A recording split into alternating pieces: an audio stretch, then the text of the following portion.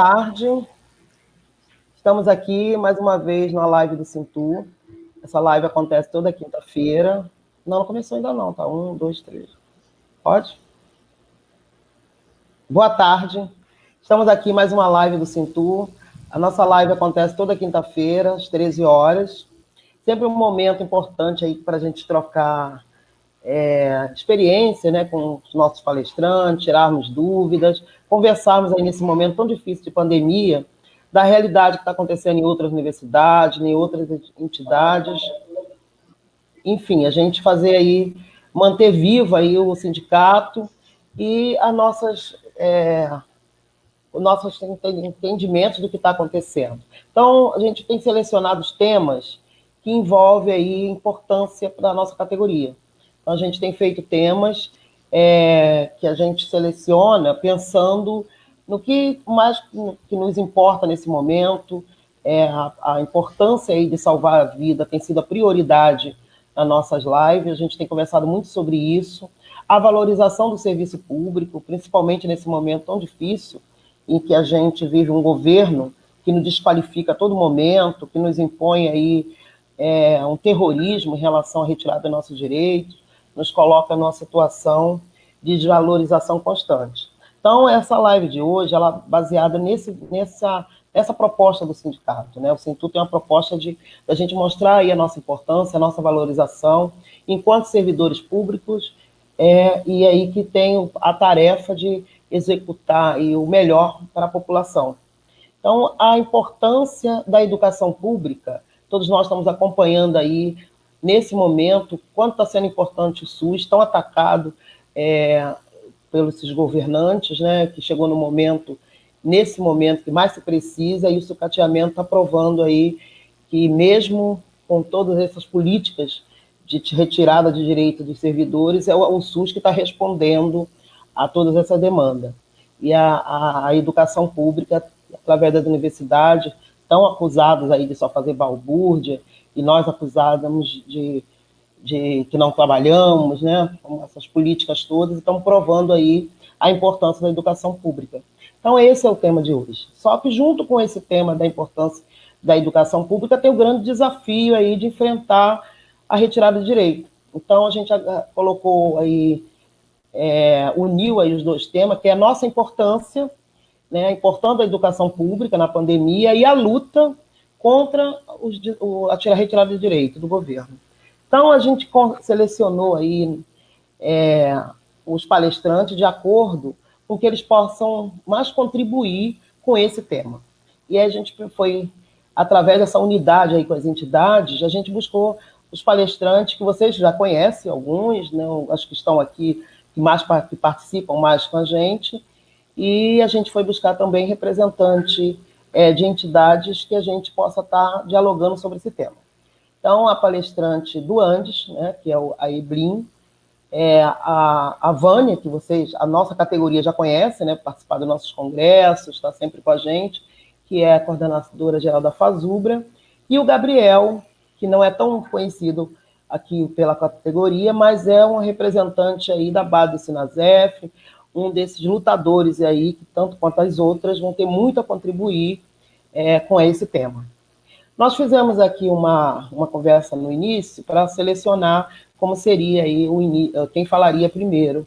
Então, a gente vai estar iniciando aqui com a Eblin, né, que vai estar falando aí das lutas do Andes nesse papel aí, nesse momento tão difícil da pandemia, e do conjunto dos servidores, né, que é a importância da educação, e aí vai estar falando o que significa isso para as bandeiras de luta do Andes e como está se dando essa organização dos professores do Andes a nível nacional para enfrentamento. Então, boa tarde, Eblin.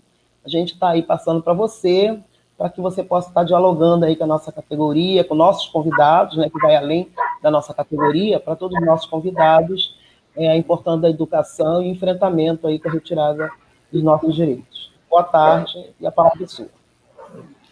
Boa tarde, Vanilda. Primeiro, eu quero agradecer muito o convite do Sintu. É um prazer estar dialogando com os companheiros técnicos administrativos, né? como a gente do ANDE sempre fala, não existe universidade pública se não existirem os técnicos administrativos, né? Então, a universidade, assim como os hospitais não são feitos só de médicos, as universidades também não são feitas só de professores e professoras, né?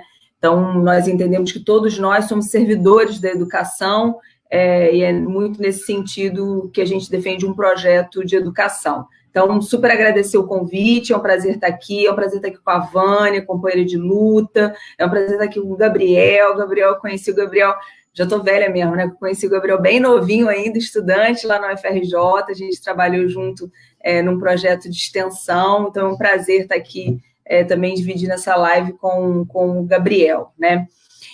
Então, falar um pouquinho da educação, né, dos desafios que nós temos aí na defesa da educação pública superior, né? Acho que a primeira questão que é importante a gente enfatizar é que existem na sociedade 2 grandes projetos em disputa da educação, né?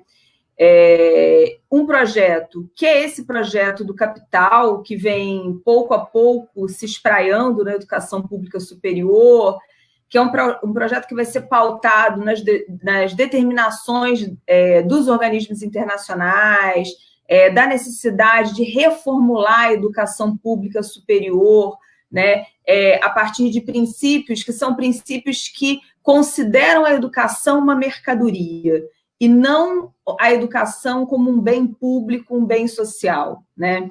Esse projeto, que ele vai estar muito enraizado nas diretrizes de organismos como o Banco Mundial, a Organização Mundial do Comércio, o Fundo Monetário Internacional, ele acaba se expressando num conjunto de documentos que esses organismos elaboram, né, para pensar a educação na América Latina.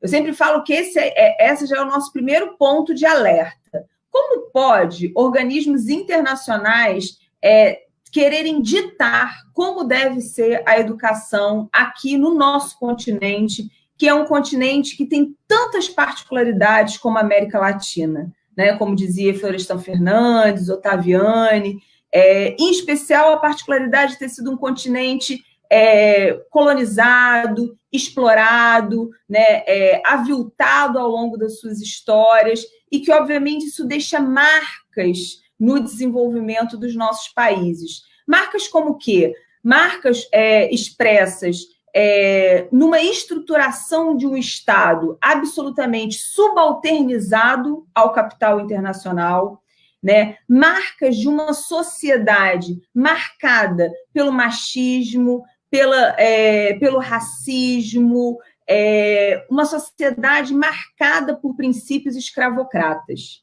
E por que é importante falar isso? Porque essas são as marcas da educação, né? A educação, ela não foge a essas marcas, e ela acaba também sendo determinada por esses princípios. Então, quando a gente pensa o projeto de educação em curso na América Latina e no Brasil, dos organismos internacionais, é importante que a gente marque que esse projeto, além de considerar a educação como uma mercadoria e, portanto, ela pode ser vendida da mesma maneira que vende água, telefone e papel, né?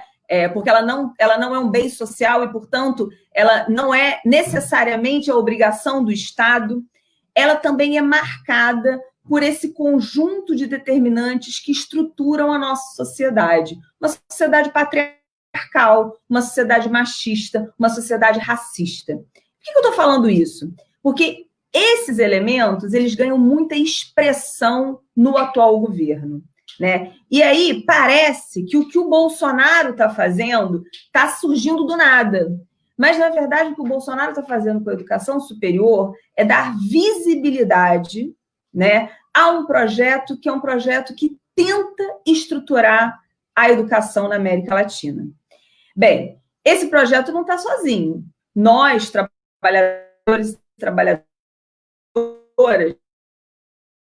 através das nossas entidades, das nossas organizações, dos movimentos sociais, nós também estamos lutando e estamos tentando construir um projeto que se contrapõe frontalmente ao projeto do capital. E que projeto é esse que nós tentamos construir?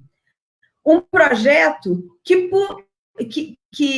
contraditoriamente também ganha visibilidade no momento da ação. Primeiro, que seja pública, gratuita, laica, para todos, de qualidade, antipatriarcal, antimachista e anticapitalista. Porque nós entendemos que a sociedade capitalista, como hoje, está sendo muito bem expressa na fala e nas atitudes do governo Bolsonaro, em especial da figura do presidente da República e de uma parte dos seus ministros absolutamente desqualificados, né? Essa sociedade é uma sociedade que não se envergonha de dizer que ela é só para alguns, né? Por isso que pode morrer gente. Por isso ele fala que ele é Messias, mas não salva. O que ele pode fazer se já morreram mais de 5 mil no Brasil, né? Então, esses elementos desse cotidiano que hoje ganham visibilidade a partir desse incentivo que o governo Bolsonaro vem dando a uma perspectiva estruturante da sociedade, que é uma perspectiva também fundamentalista, né, que se baseia no fundamentalismo religioso, né, que se baseia numa perspectiva de que o diferente tem que ser eliminado, né? Essa perspectiva é a que nós combatemos com o projeto de educação que nós defendemos, né? Nós defendemos essa universidade que é para todos e mais, nós defendemos uma educação que ela é integrada com a ciência e tecnologia e que, portanto, ela é responsável por produzir conhecimento que vá servir para toda a população. Por isso, nesse momento, é muito importante que a gente dê visibilidade àquilo que as nossas instituições de ensino já fazem e que, no momento da pandemia, nos ajudam a enfrentar de forma qualificada a pandemia. Mas nos ajudam a enfrentar a pandemia não pensando nos lucros dos empresários, mas pensando na vida dos trabalhadores e em salvar vidas. Uma educação e uma universidade que vai ter como norte a produção do conhecimento público, a produção de pesquisas que vão instruir, que vão iluminar descobertas que podem servir para a melhoria da qualidade de vida de toda a população. Universidades que hoje estão na linha de frente, em campanhas de solidariedade, que envolve desde a doação de gêneros alimentícios até a doação de material de higiene e de proteção. Universidades que estão envolvidas em pesquisas, como a gente viu ontem, a Universidade Federal de Pelotas, fazendo uma pesquisa inédita no Brasil, né, mapeando a proliferação do vírus na sociedade, mesmo entre aqueles que ainda não demonstraram que estão contaminados, né? Uma universidade que é capaz de fazer uma pesquisa que vai desvelar o genoma do coronavírus, como nós vimos. Todas essas pesquisas, elas não são produzidas na iniciativa privada. Elas são produzidas com a capacidade, com o acúmulo da universidade e da pesquisa pública. E esse é o momento de dizer ao que nós servimos e qual é o projeto de universidade que nós defendemos. O que a gente vem rotineiramente falando é o seguinte: se as nossas universidades, mesmo com todo o processo de sucateamento e de desinvestimento que nós tivemos nos últimos anos, né, elas conseguem, nesse momento, mostrar o seu conhecimento, mostrar a produção do conhecimento e conseguem contribuir para o combate à pandemia, imagina se nós tivéssemos universidades que fossem, de fato, prioridade do governo, né? Então, nós reconhecemos que, apesar das nossas universidades públicas serem as de melhor qualidade hoje, né? E aí eu estou falando da universidade, mas inclui os institutos federais, os Cefetes, né? E aí todas as universidades públicas, as estaduais, as municipais, né? Se essas universidades elas têm um acúmulo de conhecimento que ainda é muito limitado no que tange ao acesso da população. Por isso a gente fala que a gente quer defender esta universidade pública, só que a gente quer que essa universidade se democratize ainda mais. Esse é um desafio que nós temos, porque a universidade pública ela tem que atender a toda a população. E para isso é necessário que a gente enfrente algumas questões, como a limitação do acesso à universidade pública, como o processo de desinvestimento, como as privatizações por dentro da universidade, as parcerias público-privadas que vêm acontecendo e que aí elas condicionam o desenvolvimento do conhecimento ao interesse da iniciativa privada. O que a gente vê nesse momento? Se nós não tivermos universidades e instituições públicas autônomas, né, nós não conseguiremos produzir conhecimento e combater a pandemia com uma produção que, de fato, interesse à classe trabalhadora, que, de fato, seja socialmente referenciada.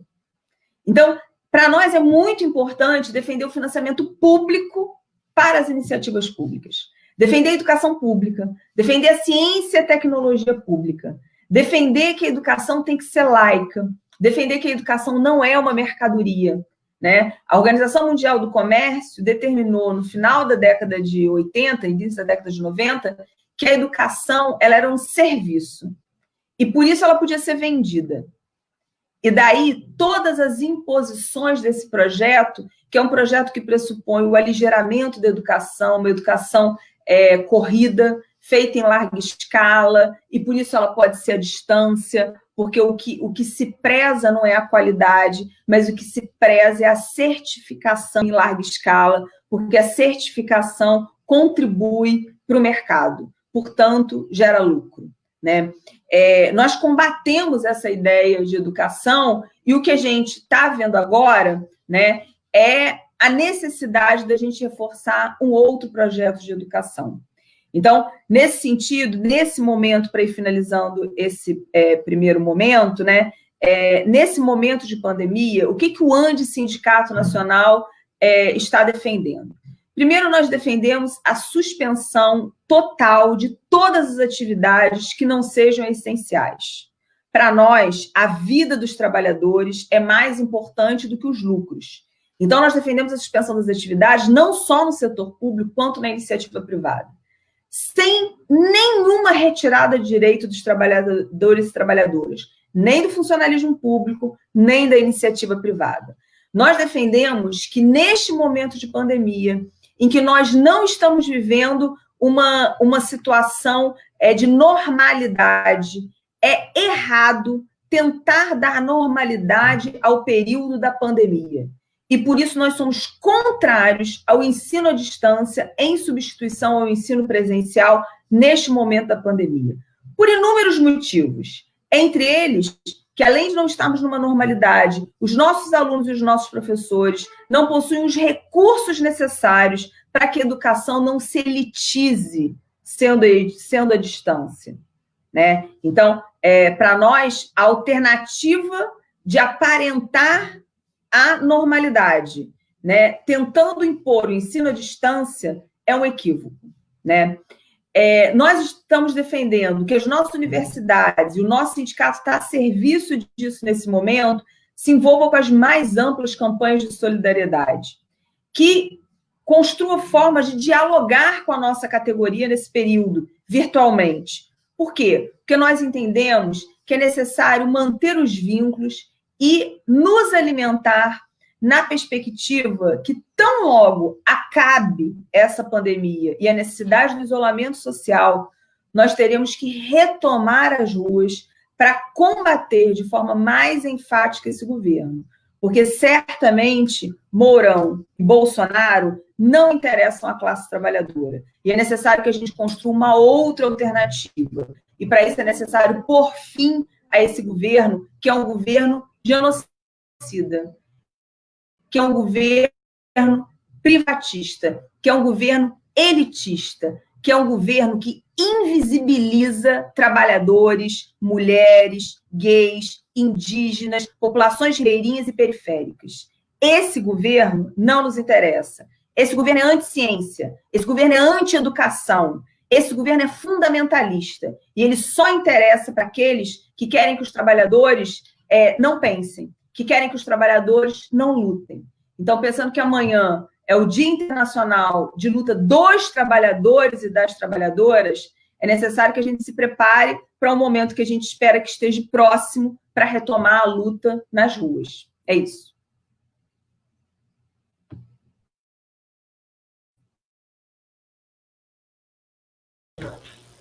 Obrigada, Evelyn. Vamos passar agora para o nosso próximo palestrante. Gente, vocês podem estar fazendo as perguntas, depois a Evelyn volta para responder no final de todos os nossos palestrantes fizerem uso da sua fala, tá bom? Então, vamos chamar aí o Gabriel. Cadê o Gabriel? Gabriel é do Instituto Federal Fluminense, é base do Sinasef, e vai estar aí conversando com a gente sobre essa realidade aí da importância da educação pública e os ataques do governo, como o Sinasef está enfrentando, né, esse grande desafio durante a pandemia. Vamos lá, Gabriel, é com você. Obrigado. Boa tarde, todo mundo me ouvindo aí direitinho? Tá ok? Não estou ouvindo o Gabriel, não. Estamos te ouvindo, não, Gabriel. Não está habilitado aqui, não está falando não? Ainda não. Tá ligado seu microfone?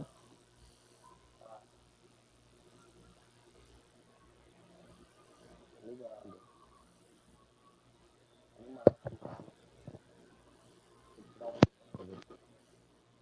Agora vocês me ouvem? Oh, sim.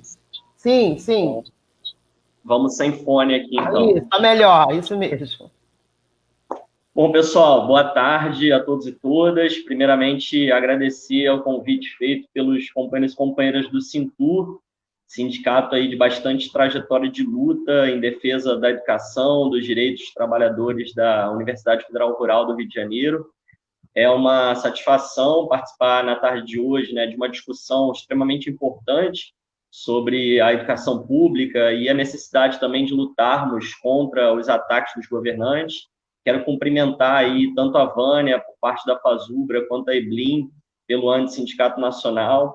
Acredito que as nossas 3 entidades, né, o Sinasef, o Antissindicato Nacional, a FASUBRA, compõem aí uma significativa trajetória de mobilização, de atividades em defesa dos trabalhadores da educação pública. Nós temos aí uma série de iniciativas conjuntas, ações conjuntas para poder nos defender e fortalecer, né, a educação pública gratuita de qualidade. Nossos servidores e servidoras são extremamente dedicados para que a gente possa oferecer ao conjunto da população brasileira essa educação de qualidade. Comentar agora sobre a questão propriamente dita do tema, né?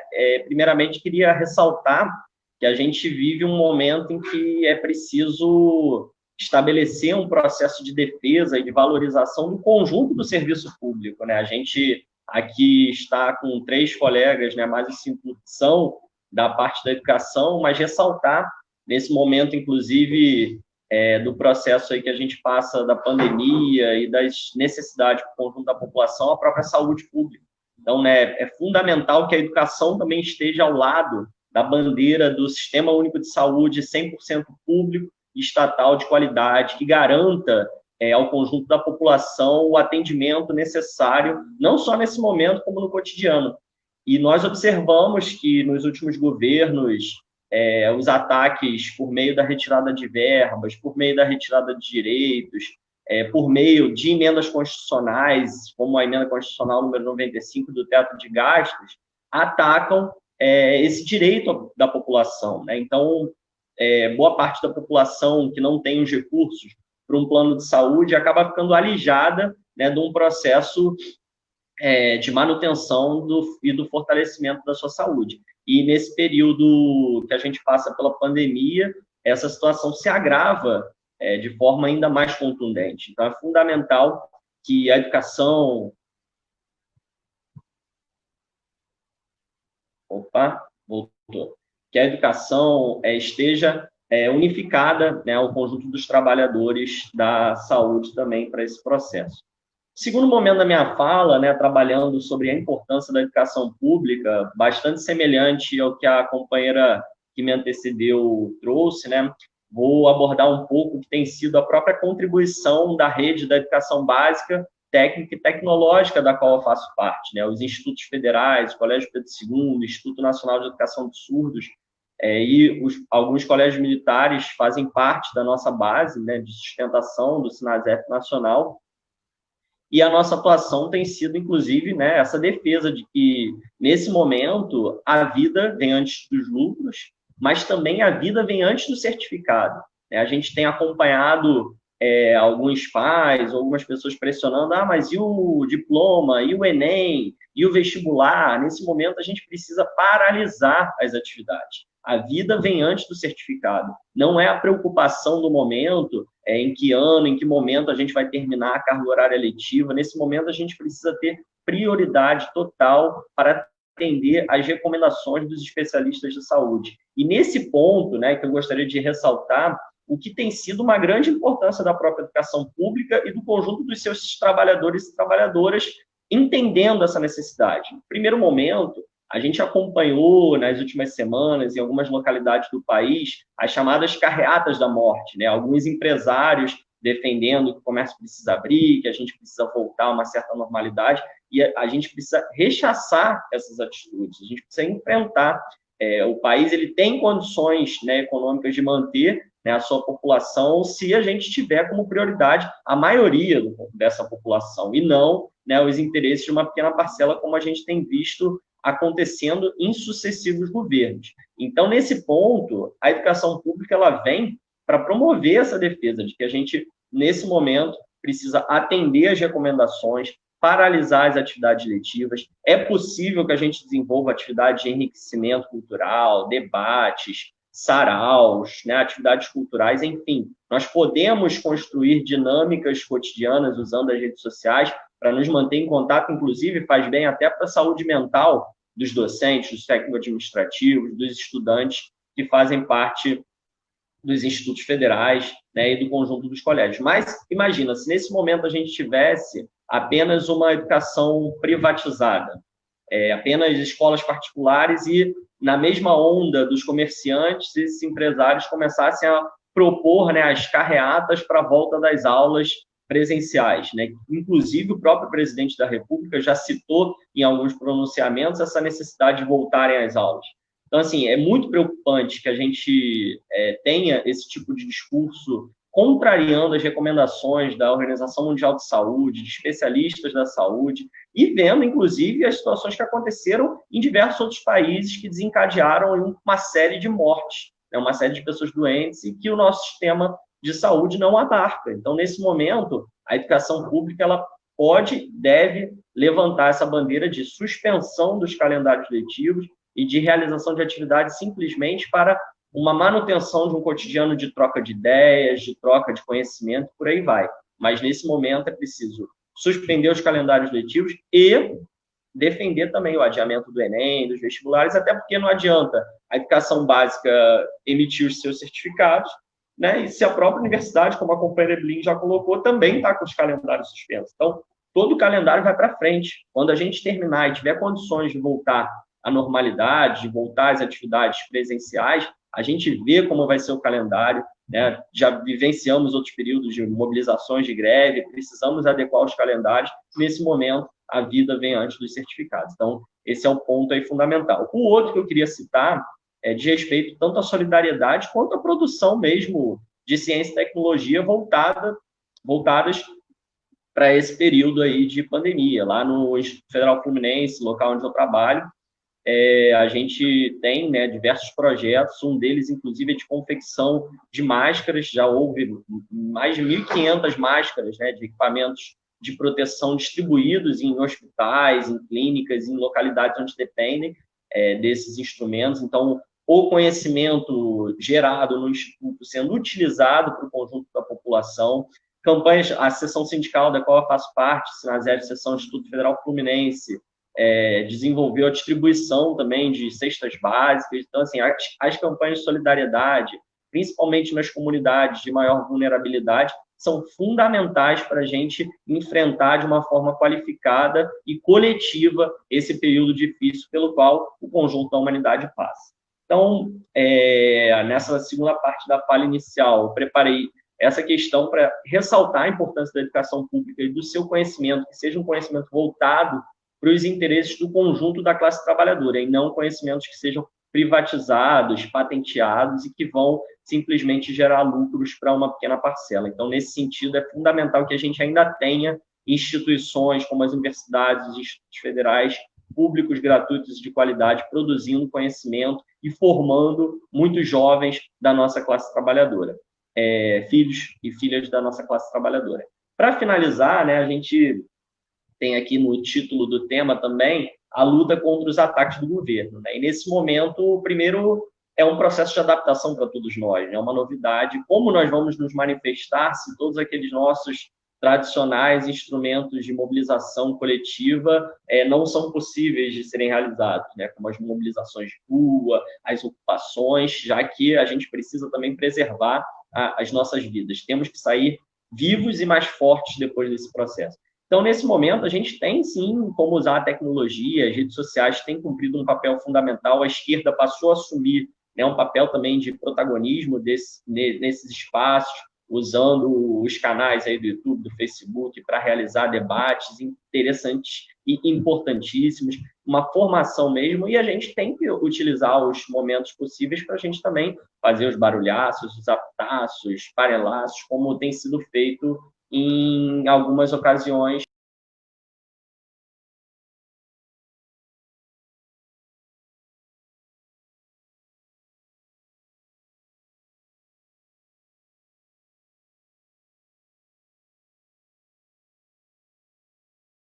Então, gente, aconteceu algum probleminha lá com o Gabriel. Gabriel caiu, isso faz parte dessas novidades que a gente está utilizando, né? A tecnologia tem essas coisas também, né? Nos coloca na situação dos imprevistos. Acho que ele está voltando. Enquanto ele volta, então a gente vai... já está voltando aí. Gabriel, tudo bem aí, Gabriel? Está me ouvindo? Está me ouvindo, pode continuar. Desculpa, a conexão hoje aqui está ruim, eu estou usando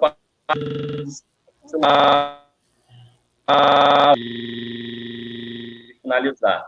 Então, para fechar aqui, passar a palavra, eu só queria ressaltar, né, a importância desses processos de mobilização que têm sido feitos, né, por meio das redes sociais e até mesmo na varanda de casa. Quero dizer também, acho que é importante publicizar isso, para a gente também tomar cuidado durante os panelaços. Na sexta-feira passada, no dia 24 de abril, logo após o pronunciamento do Sérgio Moro, em que a gente fez aqui na nossa residência algumas mobilizações, né, por meio de barulhos e palavras de ordem, a janela do meu quarto foi alvejada com 7 tiros de bala de chumbinho, e essa situação também aconteceu no bairro de Fátima, em São Paulo. Então, para a gente ficar muito atento quando realizar esse tipo de mobilização, talvez algumas pessoas na vizinhança aí ligadas ainda a esse projeto fascista de poder realizem algum tipo de retaliação. Então, é fundamental que a gente denuncie, né, faça o registro do boletim de ocorrência e fique atento, que a gente precisa também preservar as nossas vidas de processo de mobilização. Então, para fechar mesmo essa fala inicial, ressaltar amanhã, dia 1º de maio, Dia do Trabalhador e da Trabalhadora, é preciso que, nesse momento, a gente ratifique a condição de que os trabalhadores e as trabalhadoras precisam ter autonomia e independência de patrões e governos. Então, nesse momento, a gente precisa enfrentar, inclusive, o próprio processo de conciliação de classe, que nos levou aí muito à situação atual que a gente se encontra, né? A classe trabalhadora não pode sentar à mesma mesa que aqueles representantes que realizam os seus ataques. Reforma da Previdência, reforma trabalhista, reforma administrativa, emendas constitucionais, retirada de direitos, achatamento de salários, etc.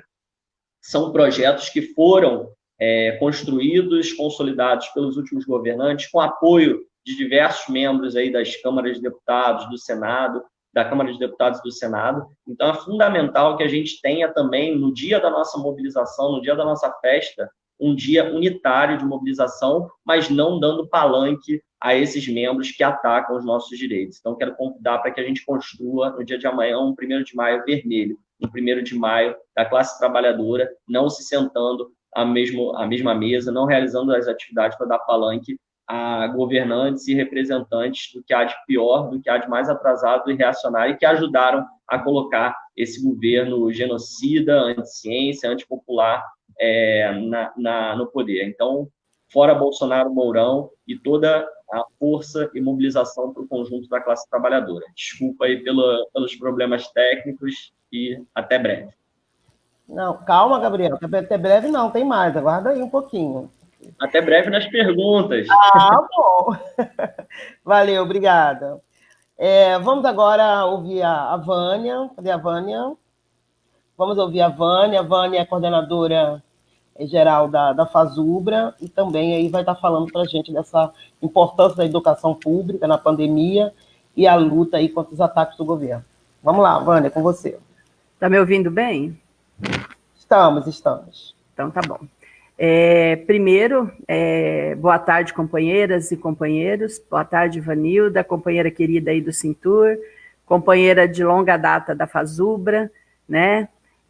Agradecer ao Cintur e aos companheiros aí do Cintur pelo convite. Eu sempre me orgulho muito de participar das atividades desse sindicato. É um sindicato de luta, um sindicato aguerrido que sempre esteve aí, né, do nosso lado, nas lutas aí em defesa da categoria e em defesa da classe trabalhadora. Cumprimentar a Eblin, né, do Andes, companheira também que tem aí, principalmente nesse último período aí, estado aí do nosso lado, a Sinasef também, o companheiro Gabriel do Sinasef. Nós estamos aí num comando unificado de mobilização, né, na construção, na tentativa de uma construção, de uma forte mobilização. Começamos na construção de uma greve, e hoje nós estamos aí na construção de uma mobilização para se contrapor aos ataques aí desse governo. Então, eu cumprimento os companheiros e agradeço aí o convite do Cintur. Companheiros, a gente veio aqui hoje, né, a Eblin e o Gabriel já falaram bastante, e vou só reafirmar as coisas que eles falaram e falar um pouquinho do que a FASUBRA está fazendo. Nós estamos vivendo hoje uma situação muito atípica, né, de tudo que a gente já viveu, pelo menos eu, né, com a idade que eu tenho, eu nunca tinha vivenciado nada parecido com o que a gente está passando hoje. Muitos já foram os ataques, né, de muitos governos, mas igual a deste a gente nunca tinha presenciado, porque é um ataque de fundo extremamente conservador, mas ao mesmo tempo é um ataque fascista. Então é uma mistura de uma política de Estado mínimo, ou de não Estado, no caso não é nem Estado mínimo, né, que a gente falava com o PSDB que tinha um Estado mínimo, com uma política fascista de desqualificação, inclusive, do serviço público, que a gente depois vai detalhar um pouquinho mais.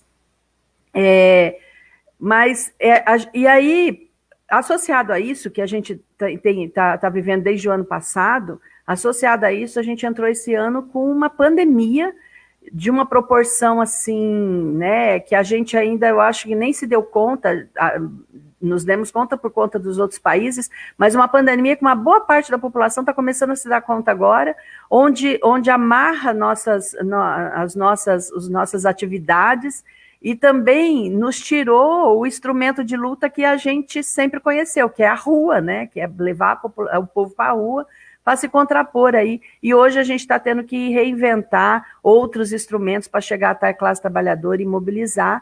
E este que a gente está fazendo hoje aqui é um deles, e a gente está fazendo muito bem. Acho que a esquerda se apropriou muito bem desses instrumentos e está conseguindo chegar até a população, até os trabalhadores, pelo menos a uma parte dos trabalhadores, né? Então, a gente tem que chegar, o nosso problema está chegar na periferia, naquele trabalhador que não tem acesso a nenhum tipo de informação, não tem acesso à comida, não tem acesso a nada, né? E nem ao auxílio emergencial eles estão tendo acesso hoje, né? Depois de uma luta enorme para que ele fosse aprovado.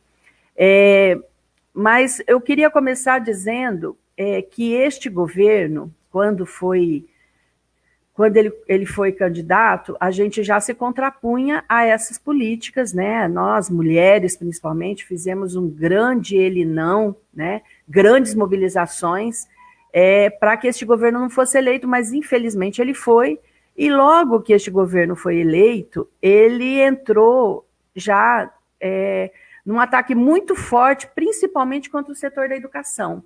Então, nós podemos dizer que nós da educação fomos um dos primeiros alvos deste governo, né? E de uma forma muito forte. Todo o serviço público foi, mas a educação de forma especial, porque a gente tem um ministro da educação completamente sem noção, um ministro, para dizer o mínimo, né? Um ministro da educação que não tem nenhuma postura de ministro. Então, ele começou a inventar mentiras e atacar as instituições de ensino superior de uma forma absurda.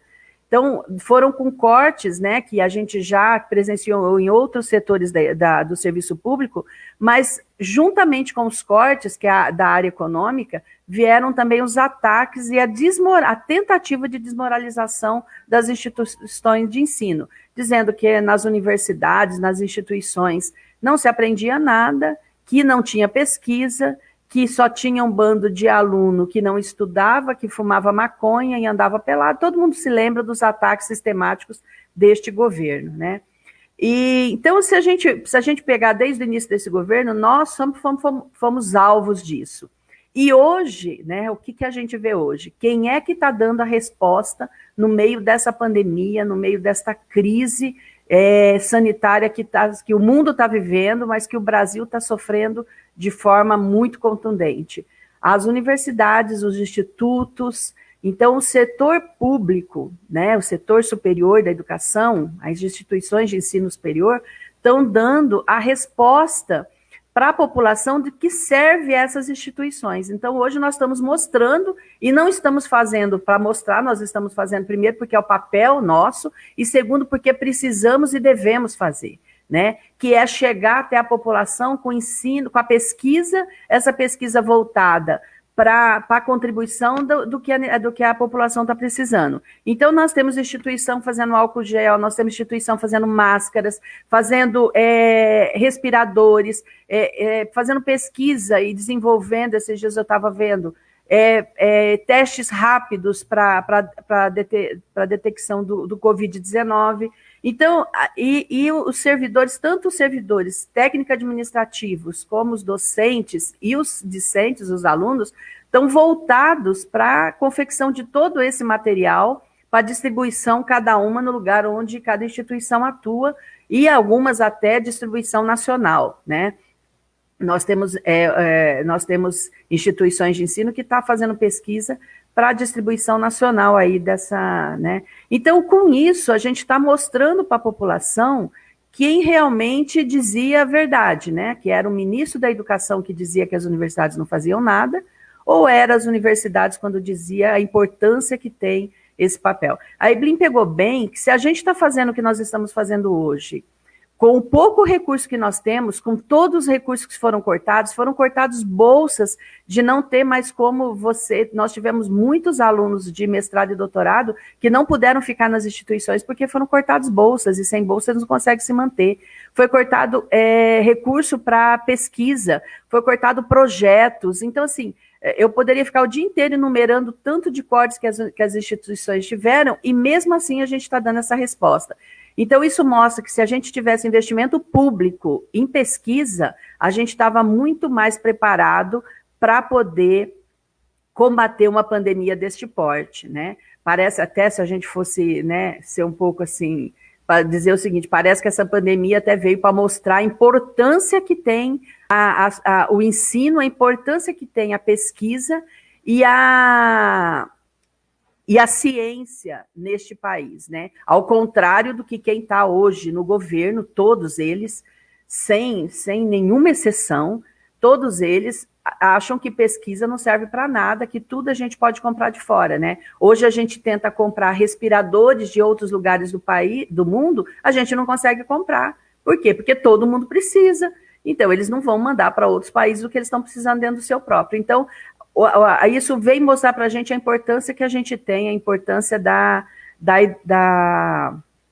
da educação e da ciência no país, né?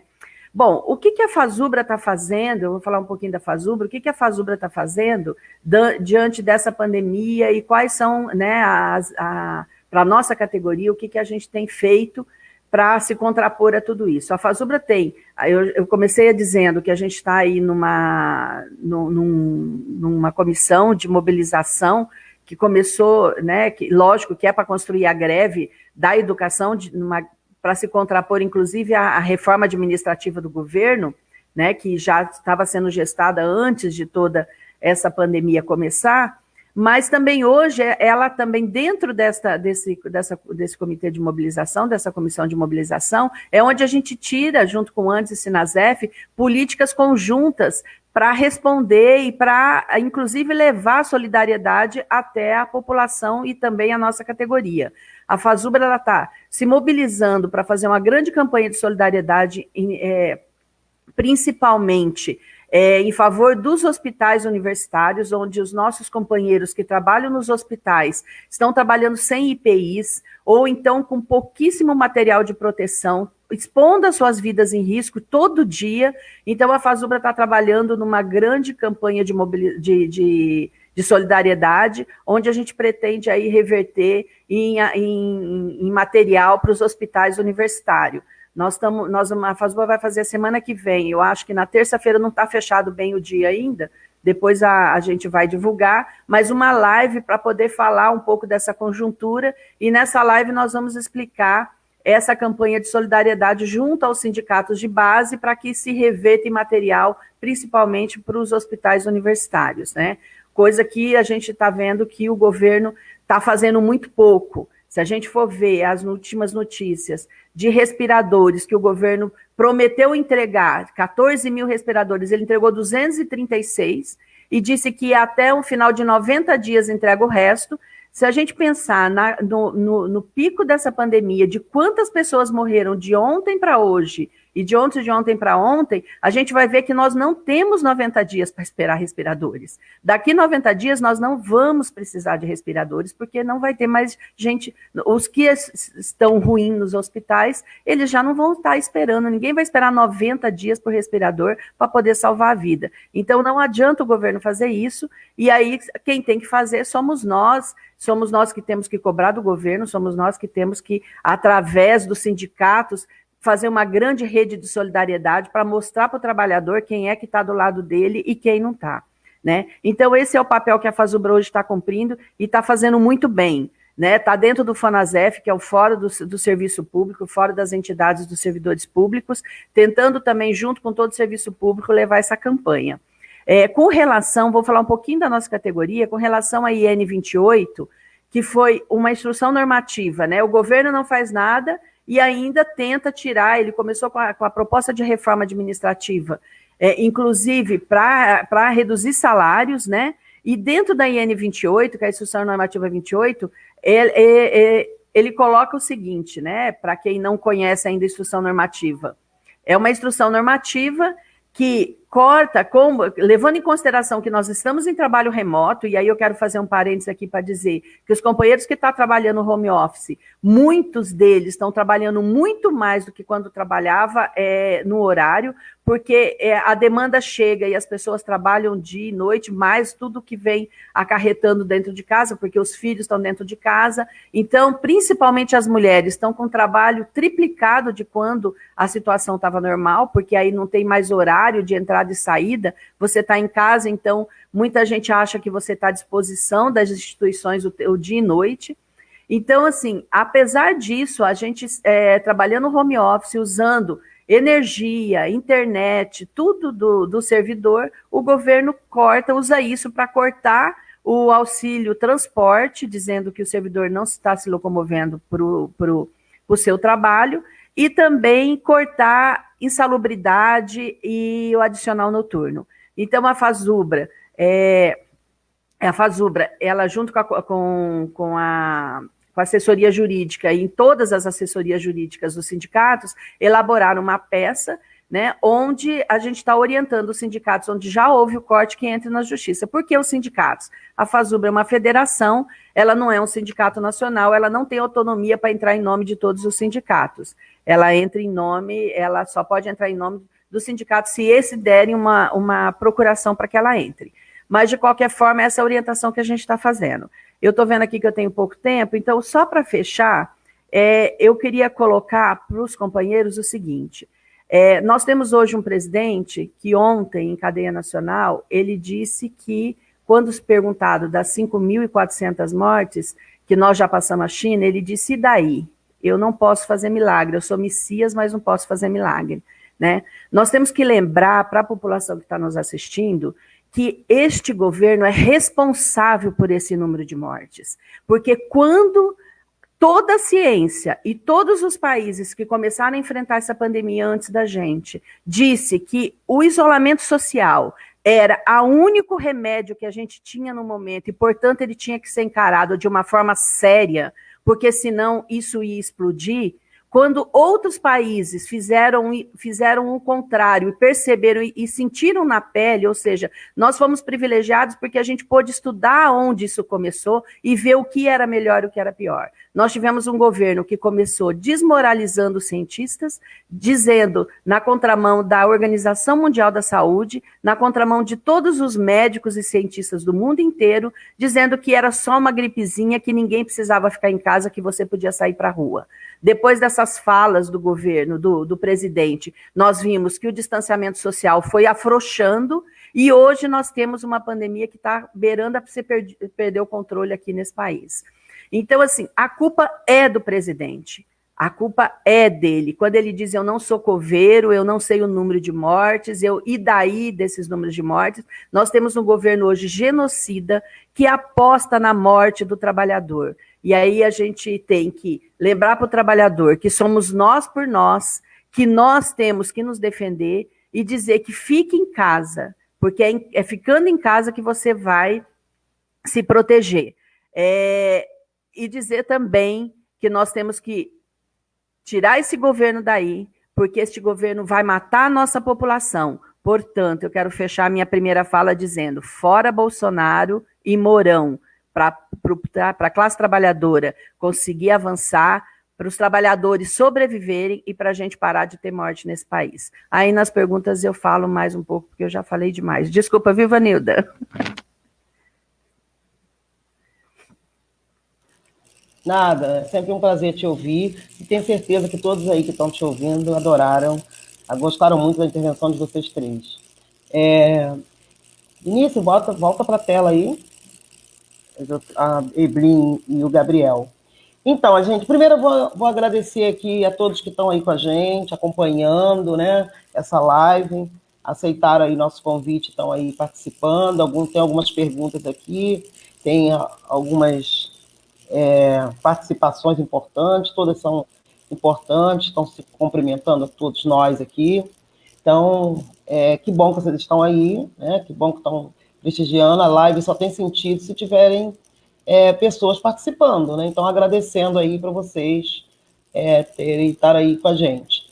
A gente vai estar... Nós tivemos aqui, selecionamos algumas perguntas. A proposta aqui é a gente alencar as perguntas porque a pergunta tem a ver com todos os três, né? Não é uma pergunta direcionada para um só. Então, a proposta que a gente vai estar fazendo aqui, tem umas 5 perguntas aqui, eu acho que é possível, aí vocês avaliam, a gente alencar as 5, passar para vocês, dar uns 5 minutos para cada um e 1 minuto para as considerações finais ao mesmo tempo. Pode ser? A gente alenca as perguntas. Pode. Então, vamos lá. Perfeito.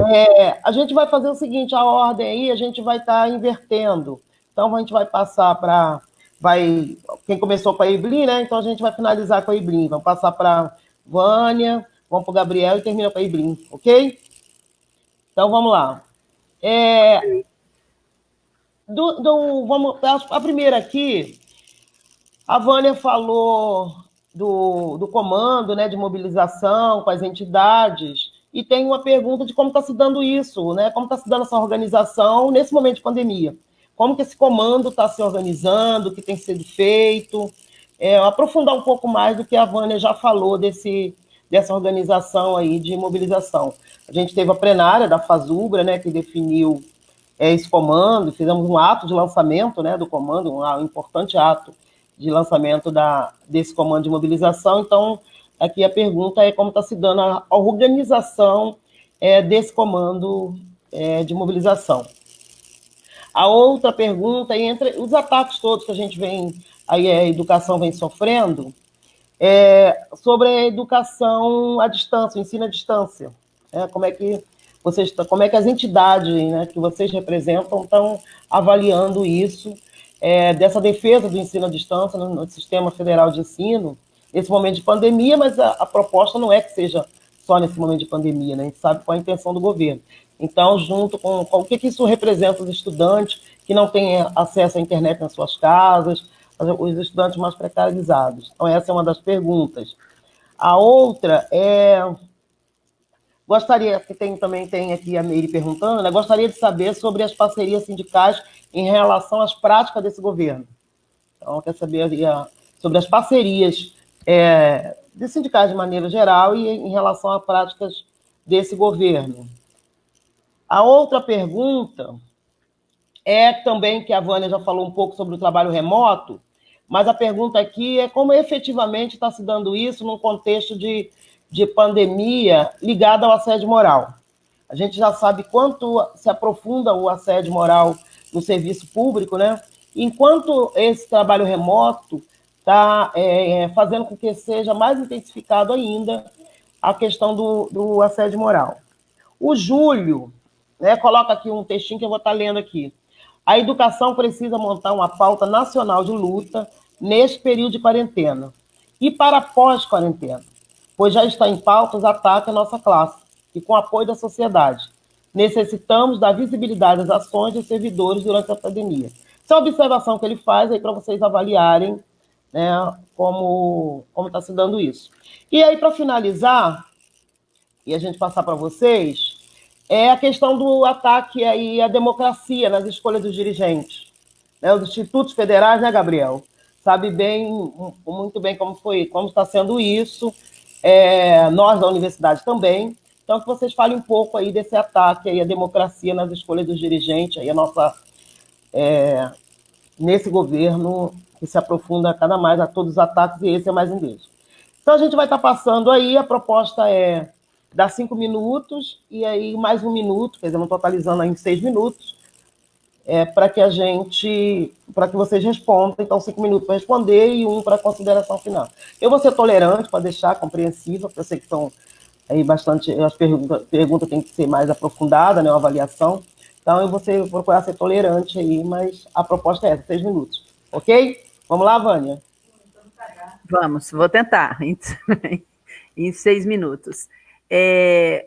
Então, como eu estava falando, vou começar aqui pela primeira pergunta, que fala da mobilização. Eu falei um pouco do comando, depois a Eblin e com certeza o Gabriel também, porque eles também estão no comando né, que a gente tem do setor da educação, mas o que a gente tem feito, e aí já respondendo a questão dessa última pergunta que você fez, para depois da pandemia, né, este comando já é exatamente isso. Ele foi criado exatamente no início dessa pandemia, né? A gente estava numa plenária da FASUBRA e até o antes também estava em plenário, o Sinasef, no mesmo final de semana, onde as instituições estavam fechando as suas aulas, estavam interrompendo as suas aulas, e a gente estava ali determinando o que fazer dali para frente com relação, porque a gente estava discutindo greve.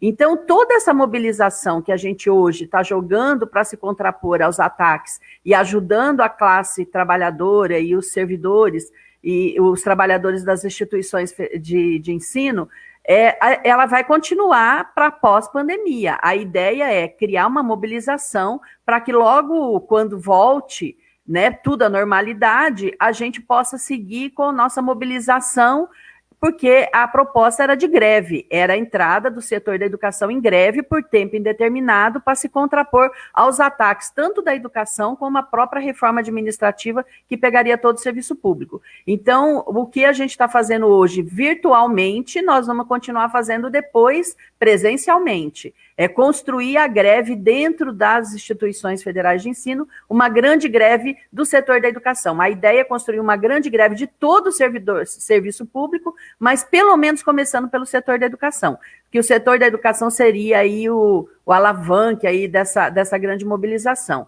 Então, já respondendo, né, e hoje esse comando, a gente se organiza de que forma? A gente tira atividades, a gente faz propaganda, tudo isso que nós estamos fazendo virtualmente, o comando também faz, para poder levar para os trabalhadores o que está acontecendo e os ataques, e também mobilizando esse comando, principalmente o comando que está mais próximo ali do Nacional, mobilizando dentro do Congresso Nacional para tentar ver se barra os ataques que o governo ainda tenta fazer dentro do Congresso aí, mesmo com essa pandemia toda, né? Isso, então, já, né, depois os companheiros vão ajudar, vão com certeza falar sobre isso também. Com relação ao assédio moral do trabalho remoto, a gente tem tido algumas denúncias, né, e não só da educação, eu particularmente tenho, minha irmã trabalha na Justiça Estadual, e eles têm dito que eles sistematicamente têm sido elogiados, porque diz que o trabalho aumentou, a produção aumentou e eles estão economizando. Por quê? Porque eles estão deixando de receber também vários incentivos, deixaram de receber coisas, né? E a demanda diz que e a produção deles está muito melhor. Então é possível, e aí vai ser uma outra briga nossa, que depois dessa pandemia, que as instituições públicas tentem mudar muita coisa com relação a essa questão do trabalho remoto. E o trabalho remoto, ele coloca isso, ele coloca como se o servidor tivesse que ter a disponibilidade 24 horas por dia. A hora que o chefe precisa, ele tem que responder, né? Nós que somos do movimento sindical, nós sabemos que a gente recebe mensagem de noite, final de semana, feriado, mas aí é uma opção que a gente faz. Mas o servidor, no seu trabalho, ele não tem que receber mensagem à noite, de madrugada, sabe? Final de semana, feriado, de chefe pedindo alguma coisa. Então, isso vai ser... É uma coisa que está acontecendo e que a gente vai ter que se atentar muito para isso, para se contrapor a tudo isso, né? A questão do... o governo... O ensino à distância. Eu quero só fechar minha fala com a questão do ensino à distância. Nas instituições federais de ensino, eu acho que a autonomia de ter ou não aula à distância está dentro dos conselhos universitários e dos conselhos de graduação.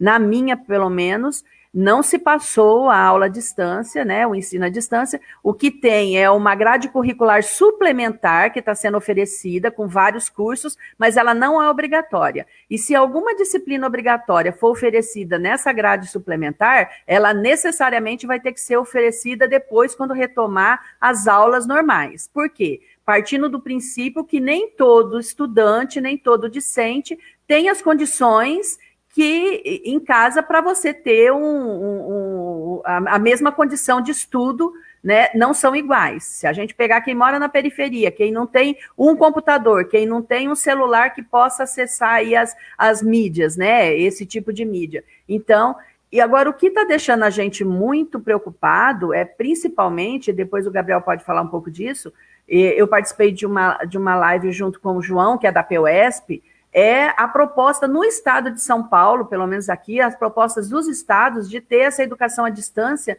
na rede pública estadual, né? E isso daí é que a gente está se colocando totalmente contra, justamente por conta disso. Você está dando condições diferentes, você está passando para condições iguais para pessoas diferentes, de acesso diferente. Então, é por isso que foi o que o Gabriel falou na primeira fala dele, a gente defende a suspensão do calendário escolar, a gente defende a suspensão do Enem, que tudo seja feito depois que acabar essa pandemia, porque senão você vai colocar o trabalhador, o estudante que está na periferia, o estudante que não tem essas condições, você não vai dar condição para ele para que ele possa fazer um Enem para que ele possa terminar o ano nas mesmas condições que o outro que tem mais acesso a toda essa tecnologia, né? Então, essa é a nossa briga, e essa nós vamos continuar defendendo isso, em que pese que a Justiça já determinou que o Enem tem que ser suspenso, né? O Weintraub continua dizendo que o Enem está mantido, né? O Enem está mantido. A gente sabe que está mantido. Agora, quando, né? O que a gente está dizendo é suspenda. Todo o calendário ele tem que ser refeito depois que acabar a pandemia, que a gente puder voltar para a situação normal. Bom, para encerrar, eu quero agradecer aqui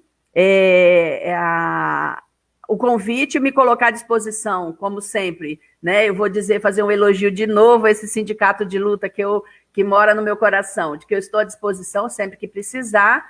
E a Evanilda é uma parceira nossa de longa data, assim como eu, ela também sempre está nos ajudando aqui eu sou do Cinto Fiscar, aqui de São Carlos, e dizer o seguinte, companheiro, chamar todo mundo amanhã, 1º de maio, é um dia de luta da classe trabalhadora. No nosso palanque não cabe Dória, não cabe Witzel, no nosso palanque só cabe trabalhadores. O fato de nós termos esses dois governadores sendo mais sensatos e dizendo que tem que ter um distanciamento social, não nos faz nosso aliado no nosso palanque de trabalhadores. Eles são a favor do Estado mínimo, eles são contra a classe trabalhadora e eles querem nos explorar. Eles só estão hoje sendo um pouco mais sensatos, mas isso não os faz nossos parceiros. Então, nós queremos aqui, eu particularmente, deixar minha crítica à CUT e a outras centrais que convidaram para estar no nosso palanque. Eu acho que isso é um erro. A gente pode fazer algumas alianças pontuais, mas não deixar o palanque da classe trabalhadora para que 2 oportunistas subam e venham se fazer, porque são candidatos para 2022, nós sabemos disso. Então, nosso 1º de maio tem que ser classista, nosso 1º de maio tem que ser da classe trabalhadora, e como disse o Gabriel, nosso 1º de maio tem que ser vermelho, certo? Muito obrigada, eu estou aqui ainda à disposição, tá? E se precisar, foi um prazer participar dessa live junto com os companheiros aí do Sinasef e do ANDES. Obrigada, Ivanilda, querida. Nada, brigadão. Gabriel, agora é você. Vamos lá. Tá ok o áudio aí? Ok, tá ok. Perfeito. Bom, pessoal, tentar dialogar aí com as excelentes perguntas que foram feitas, né? Acho que esse tema suscita uma série de discussões, não se esgotam nessa transmissão, é preciso a gente dar continuidade, inclusive de forma articulada, FASUBRA, ANDES, Sindicato Nacional, Sinasef, defendendo aí a educação pública e também os nossos direitos contra quaisquer ataques que apareçam aí nos próximos dias. Então, nesse quesito, falando aí um pouco sobre o trabalho remoto, minha fala vai muito na linha aí da companheira que me antecedeu, né? Acho que a gente, para trabalhar remotamente, sabe que depende de um bom computador, de uma boa internet, né? Essa conexão de dados que a gente tem aí uma série de limitações, e o trabalhador, a trabalhadora não tem a obrigação de ter isso em sua residência, né? Então, o empregador, né, as instituições precisam dar a garantia para que o trabalho aconteça de forma remota, né? Inclusive, lá no Instituto Federal Fluminense saiu, né, uma portaria regulamentando o uso, né, de equipamentos que são da instituição, que até então não poderiam sair da instituição, mas nesse período precisam sair, já que se a gente demanda, né, a existência desses trabalhos, a instituição precisa dar conta para que isso aconteça. E se não tem condição de oferecer, não tem condição de cobrar. Então, aí qualquer cobrança, qualquer situação de assédio moral precisa ser levada até a entidade que nos representa. Então, cada um vai levar para a sua seção sindical, né? O sindicato vai fazer essa pressão, né, para defender os nossos interesses. Então, é fundamental que a gente ressalte aqui o papel das entidades representativas, né, dos sindicatos e dos sindicatos nacionais também, para forçar, né, essa briga e essas defesas em nível nacional. A mobilização para os ataques nesse período de pandemia, eu acho que eu já trouxe, né, alguns elementos importantes aí na questão inicial, vão muito de acordo aí com o que é possível fazer de dentro de casa, né? Então, quem tem condições, né, de ter um acesso à internet, de dialogar, de fazer reunião, de organizar coletivamente, participar dessas transmissões, dos debates, é ótimo. Quem tem condição também de participar né, no cotidiano das manifestações mais coletivas que têm acontecido, como os panelácios, né? Acho que também é fundamental. E a gente tem que estar em contato com os nossos colegas, com os nossos estudantes, perguntando o que eles estão sentindo nesse período, dialogando sobre quais são as demandas. Esse trabalho de diálogo, né, bilateral entre as entidades, né, a sua base, ele precisa acontecer nesse cotidiano para a gente pensar as alternativas. E é isso. Pós-pandemia, a gente tem que ir para cima. Acredito eu que a gente sai, enquanto classe trabalhadora, enquanto humanidade, mais fortalecido, né? As campanhas de solidariedade, o entendimento da necessidade de um sistema único de saúde fortalecido e gratuito e público também. Acho que a gente sai com um pouco mais de condições da população entender, e o próprio enfrentamento que tem sido feito e a queda, né, da popularidade do presidente, que não é tão alta quanto alguns imaginavam, mas a gente nota que há uma perda da sua base de apoio, principalmente com essas declarações absurdas aí relacionadas, né, a uma concepção genocida, uma concepção de desleixo com o conjunto da população. Acho que a gente tem, sim, a avançar no próximo período. Então, as manifestações que a gente, no iniciozinho, né, da declaração da pandemia, a gente estava numa ascendente com a construção do Dia Nacional de Greve, do Dia de Luta, a realização da atividade conjunta em Brasília entre as 3 entidades que participam, enfim. Então, no pós-pandemia, a gente tem condição de ir para cima para enfrentar esse governo antipopular, anti-ciência e que ataca os direitos da classe trabalhadora. A gente viu, e aí eu quero ressaltar também, no dia 24 de dezembro, a gente teve um presente de Natal, né, por parte do governo e do ministro da Educação, que foi a medida relacionada ao processo de consulta nas instituições federais de ensino. Ali já estava demonstrado um nítido ataque, né, os próprios institutos. O som parou ou tá ok? Bom, tá ok. Tá ok, tá ok. Ué, vamos elogiar que estava ok, não deu problema. Só foi elogiar. Voltou. Gabriel, a gente falou que estava ok, você caiu, Gabriel? Celular boicotando aqui. A gente teve, né, na última semana, os ataques claros e diretos ao Instituto Federal do Rio Grande do Norte, Instituto Federal Catarinense, com relação à escolha, né, dos seus reitores, dos seus gestores. Então, a gente precisa ressaltar que a comunidade precisa ser respeitada, a sua consulta, a sua participação, e a medida do dia 24 de dezembro, inclusive, ela vai de encontro a uma conquista, a um avanço parcial que a gente teve, que é o da paridade entre os 3 segmentos no processo eleitoral, né? 33, 33, 33. A gente passa a ter o 70, 20, 10, né? Então, isso é um retrocesso e a gente precisa brigar e se posicionar contra de forma unificada aí, ouvindo também o conjunto das próprias comunidades escolares. A gente teve também, no caso dos institutos, agora uma portaria 17, que está sendo analisada. Na segunda-feira vai ter uma reunião do SINASEF com o CONIF, né, que é o Conselho Nacional dos Dirigentes dos Institutos Federais, e é preciso, né, dialogando também aqui com a pergunta que foi feita, nós realizarmos o que chamaram aí de parcerias sindicais para enfrentar as práticas do governo, né? É isso, é o que a gente chama de unidade da classe trabalhadora. Então, quero ressaltar aqui também o papel que cumpre o Fórum Sindical Popular e da Juventude por Direitos e Liberdades Democráticas. É fundamental que a gente unifique o conjunto da classe trabalhadora e da juventude para defender os direitos, para defender as nossas liberdades e enfrentar o conjunto de ataques, seja do governo federal, sejam dos governos estaduais e municipais, sejam dos patrões na iniciativa privada. Então, a gente tem, né, esses setores como inimigos da classe trabalhadora, da juventude, porque são setores que querem concentrar ainda mais as riquezas e aumentar a desigualdade de renda, que também está presente na desigualdade educacional, né? A gente já tem um processo de desigualdade educacional muito grande, e se mantiver o calendário de Enem escolares, a gente dificulta a ação e a presença dos estudantes de origem popular, né, para a universidade e para a própria realidade dos institutos. Então, para fechar, é isso. Amanhã é nosso dia, dia do trabalhador e da trabalhadora, é dia de luta.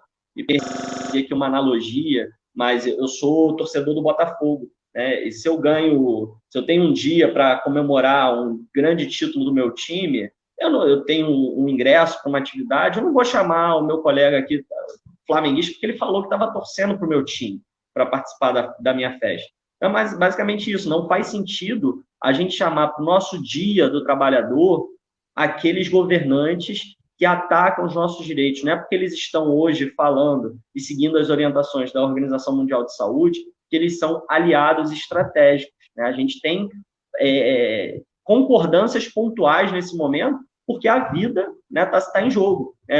Uma coisa que eu tenho falado muito, se essa doença atingisse apenas setores da periferia e a população pobre desse país, qual seria a atuação desses governantes? Seria no sentido de buscar o isolamento, os recursos do conjunto da população para essa parte da população? Ou essa preocupação está hoje em dia porque é uma questão de pandemia e que atinge o conjunto das classes sociais do país? Então, a gente precisa, sim, de um dia do trabalhador vermelho. Fiquem em casa, hidratem-se, façam exercícios, dialoguem com os seus pares, que a gente tem que utilizar esse momento para manter a nossa saúde mental e nos mantermos vivos e vivas, que só a luta muda a vida e a gente vai voltar, depois dessa pandemia, para enfrentar essa sociedade capitalista, machista, LGBTfóbica e racista que a gente tem, que a gente precisa construir um novo nível de humanidade, um novo nível de sociedade para a existência aqui no país e no mundo. Então, obrigado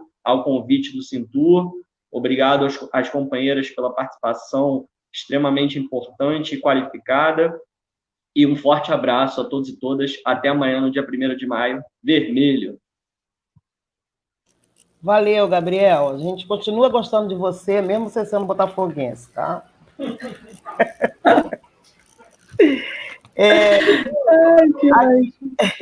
Tem aqui um adendo aí na pergunta, Meire. O Gabriel respondeu a Meire sobre as centrais sindicais, né, e atuação aí nesses ataques, mas ela colocou um adendo aqui, que é para explicar um pouco a pergunta dela. Sobre a minha pergunta, gostaria de esclarecer em relação à parceria, que me refiro se há uma coligação entre as centrais sindicais com uma pauta comum em relação aos ataques feitos pelo governo. Ok? É só para você entender, se você tivesse alguma dúvida em relação à pergunta, como ela botou adendo aqui, eu fiz questão de ler. Brinha, é você. Então, primeiro, muita concordância que os companheiros falaram, né, tanto Vânia quanto o Gabriel, então vou chamar a atenção só de algumas questões, assim, mesmo para complementar. Primeiro, em relação ao Comando Nacional Unificado, que nós criamos com o Andes Fazub e Sinasef, e que a proposta desse comando é que ele se amplie, né, tão logo a pandemia nos permita sair do isolamento social e que a gente possa agregar outras categorias do funcionalismo público, né, e mesmo categorias em luta, para a gente construir greves, paralisações e mobilizações nacionais, como a gente acha que é necessário e como nós estávamos no processo antes de iniciar o isolamento social. Esse comando, nesse período, ele tem se reunido semanalmente, só com Andes Fazub e Sinasef, toda quarta tarde a gente se reúne online, né, e tenta dar alguns encaminhamentos, né, e a gente tem conseguido fazer algumas ações que são importantes. Por exemplo, nós entramos com um documento unitário das 3 entidades nacionais, tanto no MEC quanto no Ministério da Economia, contra a Instrução Normativa número 28, né, Andes e Sinasef, que já tem uma posição definida contrário ao ensino à distância, nós também entramos com protocolo na Andifes, no CONIF, pleiteando, né, que essas instâncias orientem as universidades e institutos federais a não imporem o ensino à distância, né? A FASUBRA está no processo de consulta às suas bases, porque é uma federação, se organiza de uma forma diferente do Andes e do Sinasef, que são sindicatos nacionais, né? Então, a FASUBRA, como federação, está no processo, parece que, de consulta aos sindicatos de base, para, então, ter uma posição em relação ao EAD. E nós estamos, nesse momento, elaborando uma campanha em defesa da vida, né? A vida acima dos lucros, em defesa da educação, que a gente deve estar aprovando até a próxima semana, e vai ser uma campanha com cards, uma campanha para a gente usar as redes sociais, né, das 3 entidades. Então, a gente tem avançado com as limitações que o momento de pandemia e de isolamento nos impõe, mas a gente tem estabelecido esse diálogo semanal e a gente avalia que isso é muito importante, que isso é uma maneira da gente manter as entidades, de alguma maneira, guardar a autonomia de cada entidade, né, e os processos de cada entidade alinhadas com a necessidade que nós vamos ter aí muito grande, ter muito fôlego após o momento de pandemia. Em relação ao ensino à distância, o antes é muito taxativo, assim. Nós já tínhamos uma posição contra o ensino à distância no momento de normalidade, dito de normalidade. No momento da pandemia, de isolamento social, se agregaram um conjunto de outros elementos. Então, eu diria que se na normalidade nós temos ainda, nós achamos que existe um diálogo possível desta modalidade de ensino para determinadas realidades, em determinadas situações, no caso do isolamento social, nós achamos que isso não é possível, né? No caso do isolamento social, não é possível substituir o ensino presencial pelo ensino à distância. Além de todos os elementos que os companheiros já falaram, a gente queria agregar alguns outros. Primeiro, as pessoas não estão vivendo na sua normalidade. E é um absurdo achar que professores e estudantes estão com a vida normal e que, por isso, eles podem ter um período do dia em que eles vão parar, que eles têm todas as condições ideais para poder estudar. Isso é simplesmente absurdo, né? Eu, para participar da live às 13h, eu tive que acordar mais cedo para fazer o almoço da minha casa, para andar com o cachorro antes, para poder 13h estar aqui e deixar a comida pronta. E olha que eu vivo uma realidade que eu tenho um companheiro que divide a vida comigo, e, portanto, também as tarefas.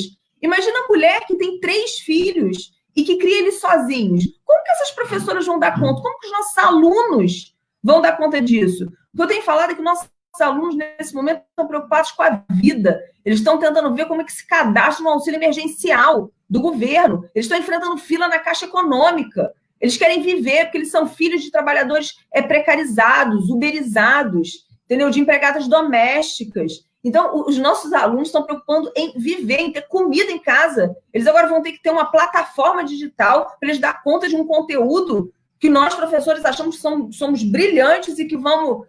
Pelo amor de Deus, né? Então, nós somos absolutamente contrários ao ensino à distância nesse momento. Achamos uma imposição absurda, tanto para os profissionais da educação quanto para os estudantes, né? Nós defendemos que nós temos que, sim, manter contato, se for possível, com os nossos estudantes, como o Gabriel chegou a mencionar, de outras formas. Eu tenho falado com os meus colegas professores, a gente não reclama tanto que os alunos não têm tempo para assistir outras coisas e ler outras coisas. Então, agora é hora da gente indicar um filme, ler uma poesia, ler um romance, mas sem ter a cobrança de que eles vão ter que fazer uma prova, de que eles vão ter que ter um trabalho, de que isso vai ser computado como carga horária. Gente, a carga horária nós vamos ver depois, para quem sobreviver à pandemia. A gente não sabe nem quem vai sobreviver, quantos seremos quando isso acabar, quando o isolamento acabar. Então, quando acabar, a gente vê o que será. E ver como será. Nesse momento, suspensão dos calendários acadêmicos, escolares, o nome que eles tenham, e suspensão de ensino à distância, né? O trabalho remoto a gente faz naquilo que é possível fazer, né? Então, não é o ensino, mas as outras atividades que nós fazemos do trabalho remoto, né? Acho que a companheira que perguntou sobre a questão das centrais sindicais, e tanto Vânia quanto Gabriel já falaram, acho que a parceria que nós temos entre as centrais sindicais, pelo menos algumas delas, as grandes centrais sindicais, é com capital, mais uma vez, né? Elas não se cansaram de fazer besteira, como boicotar as greves, que nós tanto tentamos organizar, desmarcar greve geral por telefone, como algumas grandes centrais chegaram a fazer em tempos passados, mas agora parece que elas passaram de todos os limites e fazer, de fato, um 1º de maio que chame os políticos que estão sendo chamados é absolutamente inadmissível para qualquer entidade minimamente classista. Não precisa nem ser revolucionária, gente. Não estou falando de revolução, não. Estou falando minimamente decente. Porque Rodrigo Maia Witzel, aqui para o Rio de Janeiro, Witzel, que fala que é para mirar na cabecinha e atirar, Como que pode o trabalhador subir num palanque virtual com Witzel? Não dá. Para nós não dá, nós somos contra esse 1º de maio, achamos que não tem unidade com essas pessoas, entendeu? Esse é o Dia do Trabalhador, é uma das datas mais simbólicas para a classe trabalhadora, e ela foi deturpada ao longo dos anos com showmício que as grandes centrais sindicais fazem em São Paulo, sorteando carro, sorteando viagem, sorteando sei lá o quê, descaracterizando esse dia que tem que ser um dia de luta, um dia da gente falar, tanto que tem gente que chama o Dia do Trabalhador como o Dia do Trabalho. É uma confusão total. Não é Dia do Trabalho, é o nosso dia, o Dia do Trabalhador, daqueles que produzem a riqueza da nação, daqueles que sustentam serviços públicos para atender a maior parte da população, entendeu? Então é o nosso dia, é o nosso dia. Temos pouco a comemorar, porque muito nos tem sido tirado, mas temos a esperança de que novos tempos podem vir e que esse momento de pandemia pode sim nos recolocar num outro lugar que seja da construção de uma esquerda classista, num outro lugar que seja de uma esquerda que faça autocrítica, que não busque só a sua autoconstrução, porque eu não estou falando só que os outros estão errados, nós também cometemos erros, e é necessário que a gente faça autocrítica, mas que a gente saia desse momento de pandemia num outro patamar, que o isolamento social nos permita sair com uma perspectiva que seja uma perspectiva, acima de tudo, anticapitalista. Não existe diálogo com o capital, gente. Não existe parceria com o capital. E quem escolhe Alcolumbre, Rodrigo Maia, Fernando Henrique Cardoso, Witzel, para dividir o palanque, certamente não nos representa e não representa a classe trabalhadora. Então, a gente tem um desafio enorme aí pela frente, mas acho que a classe trabalhadora, em muitos momentos, já mostrou que é capaz, e nesse momento nós seremos, mais uma vez, capazes de dar uma resposta classista e que interessa a nós, né? Então, agradecer a oportunidade, super agradecer o convite do Sintur, falar que o Andy está sempre à disposição. Prazer, Vânia, estar com você. Prazer, Gabriel, estar com você aqui nessa live. Tenho certeza que a gente em breve vai se encontrar nas ruas,